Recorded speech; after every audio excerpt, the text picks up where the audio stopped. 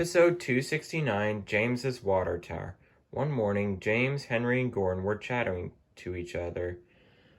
Some of the other engines had already left for their jobs, but James, Gordon, and Henry were still having their fires stoked up. All the while, the three big engines were talking.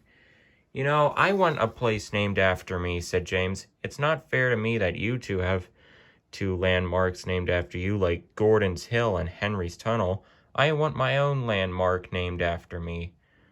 "Huh, like that'll ever happen." "Indeed. Well, anyway, I have to pull a very important coal train with Hector. I'll see you two later."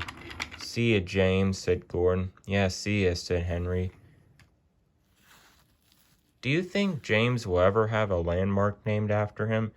asked Henry. "I don't know, Henry," said Gordon. "I don't think that will ever happen." Soon enough, James arrived at Navarre Station, where he picked up Hector.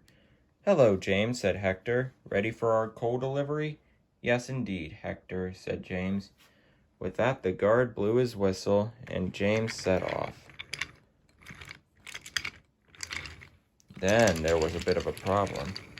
James's fireman realized something. "James, you're a bit low on water. We'll have to stop at the next station to fill you up." They uncoupled Hector from James, and James pulled up to have a drink.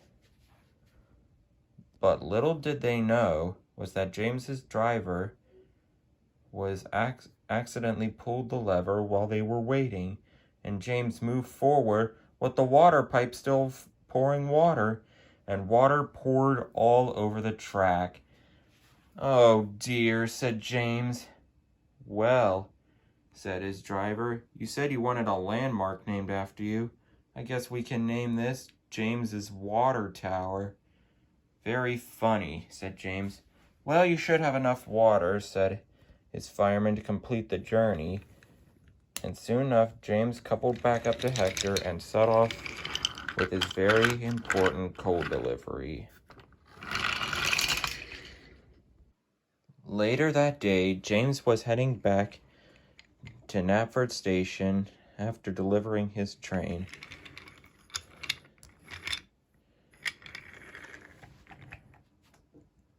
He wanted to have a rest in the sidings, but then he saw Gordon, Henry.